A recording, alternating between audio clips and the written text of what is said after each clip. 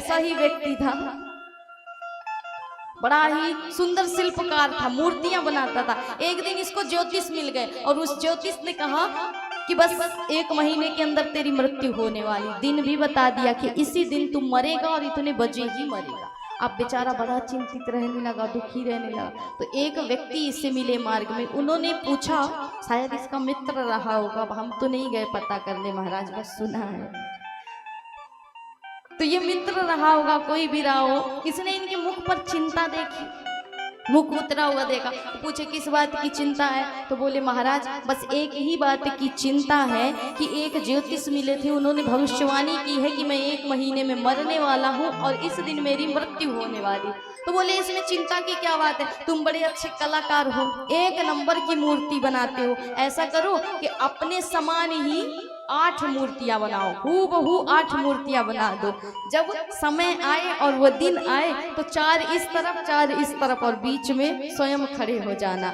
अब जब समय आएगा तो धर्मराज के पार्षद तुम्हें लेने आएंगे। तो महाराज कुछ विद्या भी सीखी हुई है तो उससे अपने श्वासों को रोक लेना, समय निकल जाएगा, पहचान ही नहीं पाएंगे कि कौन सा ओरिजिनल है कौन सा डुप्लीकेट है, तो किसको ले जाना है किसको छोड़ना है जान नहीं पाएंगे, फिर तुम बच जाओगे। तो उसने सोचा बात तो सही है महाराज। अब सोचिए पूरे महीने इतना भजन किया होता तो शायद मुक्ति मिल जाती, भगवान के पार्षद आ जाते लेने, क्योंकि एक क्षण में भी कहते हैं 48 मिनट में ही खटवांग राजा ने मुक्ति प्राप्त कर ली थी, भगवान का धाम प्राप्त कर लिया था। फिर इसके पास तो 1 महीने थे, यदि भजन करता उस उपाय के विपरीत तो शायद इसे मुक्ति मिल जाती। लेकिन उसने क्या किया, 1 महीने पूरी मेहनत करके हूबहू अपनी 8 मूर्तियां बनाई।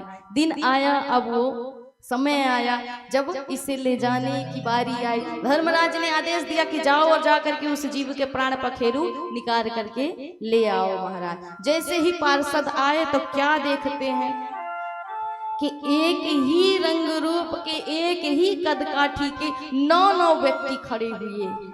अब तो महाराज पार्षदों की भी बुद्धि भ्रमित हो गई, काम ही नहीं कर रही कि ऐसा भी संसार में हो सकता है कि एक ही स्वरूप, एक ही रंग रूप, एक ही कद काठी के भगवान ने 9 लोग बना दिए। अब क्या ब्रह्मा ऐसा भी निर्माण करने लगे?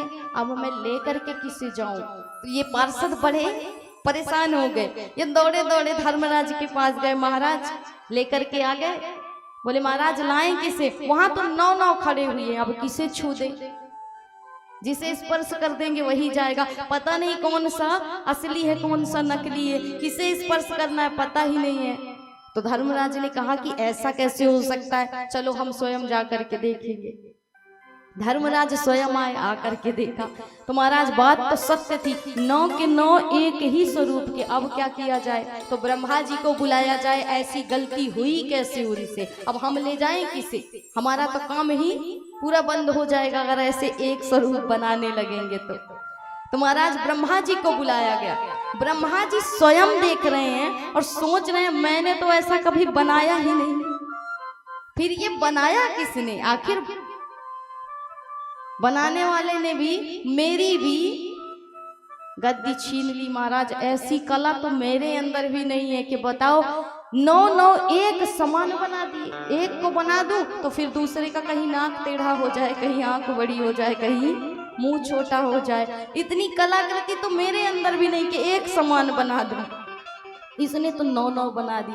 तो धर्मराज ने कहा कि ऐसे ही अगर करने लगे आप तो फिर हमारा तो काम धंधा बंद हो जाएगा महाराज, नरक की तो गद्दियां ही खाली हो जाएंगी, आएंगे ही नहीं पापी लोग। तब क्या किया जाए? ब्रह्मा जी कहते हैं हमें भी नहीं पता कि ये गलती हमसे हो कब गई।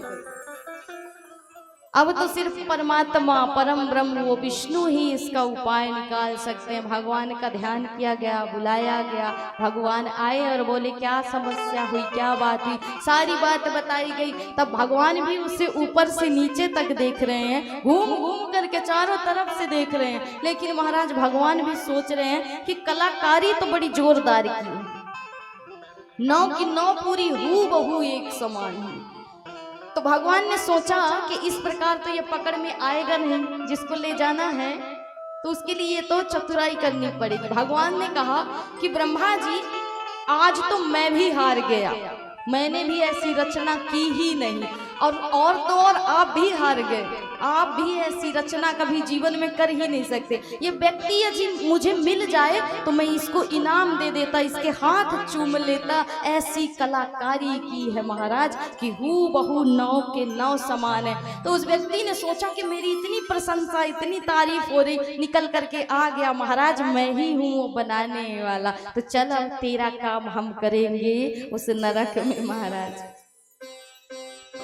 तो ऐसे से लोग हैं संसार में। तो जहां पर कुछ भी काम नहीं आता वहां पर अत्यधिक प्रशंसा ही आपको मुसीबत में डाल देती है, मुश्किल में डाल देती है। इसलिए जब जो कोई ज्यादा चापलूसी करे ना, ज्यादा प्रशंसा करे, तो समझ जाओ अपना काम बनाने वाला है हमारा।